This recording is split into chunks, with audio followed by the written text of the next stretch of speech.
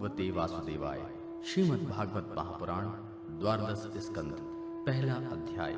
कलयुग के राजवंशियों का वर्णन। राजा परीक्षित ने पूछा, भगवान, यदुवंश शिरोमणि भगवान श्री कृष्ण जब अपने परम धाम पधार गए तब पृथ्वी पर किस वंश का राज्य हुआ तथा अब किसका राज्य होगा? आप कृपा करके मुझे यह बतलाइए। श्री सुखदेव जी ने कहा, प्रिय परीक्षित, मैंने तुम्हें 9वें स्कंद में यह बात बतलाई थी कि जरासंध के पिता बृहद्रथ के वंश में अंतिम राजा होगा पुरंजय अथवा रिपुंजय। उसके मंत्री का नाम होगा शुनक। वह अपने स्वामी को मार डालेगा और अपने पुत्र प्रद्योत को राज सिंहासन पर अभिषिक्त करेगा। प्रद्योत का पुत्र होगा पालक, पालक का विशाखयूप, विशाखयूप का राजक और राजक का पुत्र होगा नंदिवर्धन। प्रद्योत वंश में यही 5 नरपति होंगे। इनकी संज्ञा होगी प्रद्योतन। ये 148 वर्ष तक पृथ्वी पर उपभोग करेंगे। इसके पश्चात शिशुनाग नाम का राजा होगा। शिशुनाग का काकवर्ण उसका क्षेमधर्मा और क्षेमधर्मा का पुत्र होगा क्षेमज्ञ। क्षेमज्ञ का विदिशार उसका अजातशत्रु, फिर दर्भक और दर्भक का पुत्र अजय होगा। अजय से नंदिवर्धन और उससे महानंदी का जन्म होगा। शिशुनाग वंश में ये 10 राजा होंगे। ये सब मिलाकर कलयुग में 360 वर्ष तक पृथ्वी पर राज्य करेंगे। प्रिय परीक्षित, महानंदी के शूद्र पत्नी के गर्भ से नंद नाम का पुत्र होगा। वह बड़ा बलवान होगा। महानंदी महापद्म नामक निधि का अधिपति होगा, इसलिए लोग उसे महापद्म भी कहेंगे। वह क्षत्रिय राजाओं के विनाश का कारण बनेगा। तभी से राजा लोग प्रायः शूद्र और अधार्मिक हो जाएंगे। महापद्म पृथ्वी का एक क्षत्र शासक होगा। उसके शासन का उल्लंघन कोई भी नहीं कर सकेगा। क्षत्रियों के विनाश में हेतु होने की दृष्टि से तो उसे दूसरा परशुराम ही समझा जाना चाहिए। उसके सुमाल्य आदि 8 पुत्र होंगे। वे सभी राजा होंगे और 100 वर्ष तक इस पृथ्वी का उपभोग करेंगे। कौटिल्य, वात्सायन तथा चाणक्य के नाम से प्रसिद्ध एक ब्राह्मण विश्वविख्यात नंद और उसके सुमाल्य आदि 8 पुत्रों का नाश कर डालेगा। उनका नाश हो जाने पर कलयुग में मौर्यवंशी नरपति पृथ्वी का राज्य करेंगे। वही ब्राह्मण पहले चंद्रगुप्त मौर्य को राजा के पद पर अभिषिक्त करेगा। चंद्रगुप्त का पुत्र होगा वारिसार और वारिसार का अशोकवर्धन। अशोकवर्धन का पुत्र होगा सुयश, सुयश का संगत, संगत का शालिसूप और शालिसूप का सोम शर्मा, सोम शर्मा का शतधन्वा और शतधन्वा का पुत्र बृहद्रथ होगा। कुरुवंश विभूषण परीक्षित, मौर्य वंश में ये 10 नरपति कलयुग में 137 वर्ष तक पृथ्वी का उपयोग करेंगे। बृहद्रथ का सेनापति होगा पुष्यमित्र शुंग। वह अपने स्वामी को मारकर स्वयं राजा बन बैठेगा। पुष्यमित्र का अग्निमित्र और अग्निमित्र का ज्येष्ठ होगा। ज्येष्ठ का वसुमित्र, वसुमित्र का भद्रक और भद्रक का पुलिंद, पुलिंद का घोष और घोष का पुत्र होगा वज्रमित्र। वज्रमित्र का भागवत और भागवत का पुत्र होगा देवभूति। शुंग वंश के ये 10 नरपति 112 वर्ष तक पृथ्वी का पालन करेंगे।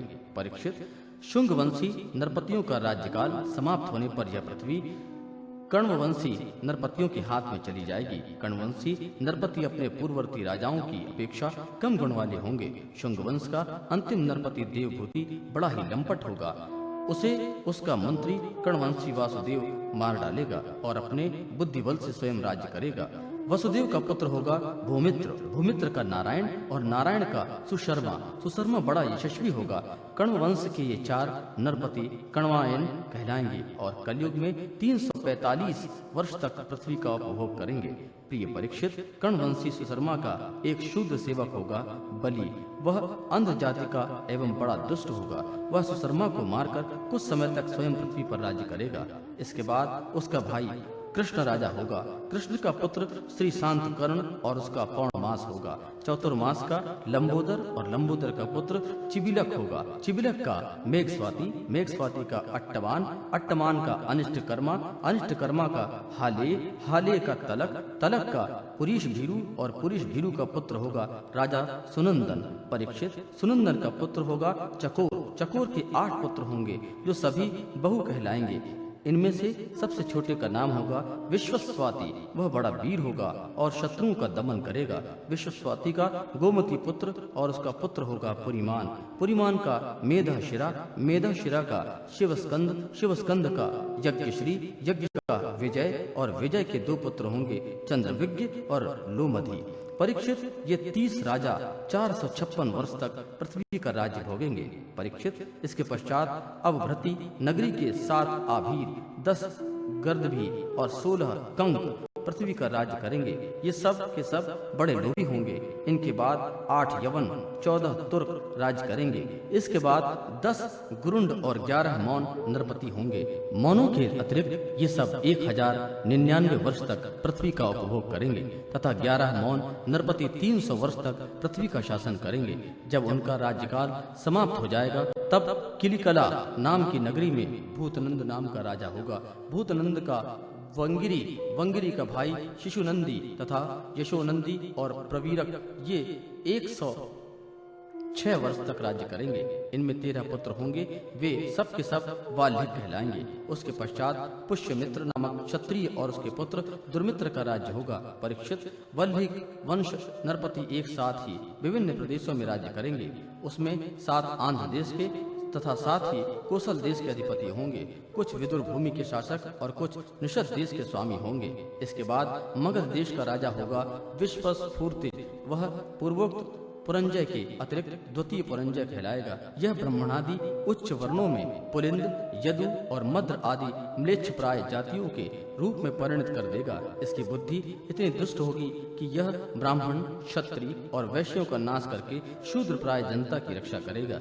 यह अपने बलवीर से क्षत्रियों को उजाड़ देगा और पद्मवतीपुरी को राजधानी बनाकर हरिद्वार से लेकर प्रयाग पर्यंत सुरक्षित पृथ्वी का राज्य करेगा। परीक्षित ज्यों ज्यों घोर कलयुग आता जाएगा त्यों त्यों सौराष्ट्र, अवंती, आभीर, शूर, अर्बुद और मालवा देश के ब्राह्मणगण संस्कार शून्य हो जाएंगे तथा राजा लोग शुद्ध तुल्य हो जाएंगे। सिंधु तट, चंद्रभागा का तटवर्ती प्रदेश, कौंतीपुरी और काश्मीर मंडल पर प्रायः शूद्रों का संस्कार एवं ब्रह्मस्तेज से हीन नाम मात्र के द्विजों का और म्लेच्छों का राज्य होगा। परीक्षित ये सब के सब राजा आचार विचारों में म्लेच्छ प्राय होंगे। ये सब एक ही समय विभिन्न प्रांतों में राज्य करेंगे। ये सब के सब परले, सिरके, झूठे, अधार्मिक, स्वल्प दान करने वाले होंगे। छोटी छोटी बातों को लेकर ही ये क्रोध के मारे आग बबूला हो जाया करेंगे। ये दुष्ट लोग स्त्री, बच्चों, गौओं, ब्राह्मणों को मारने में भी नहीं हिचकेंगे। दूसरों की स्त्री, धन हत्याना इनके लिए सर्वदा उत्सुक रहेंगे। ना तो इन्हें बढ़ते देर लगेगी और न ही घटते।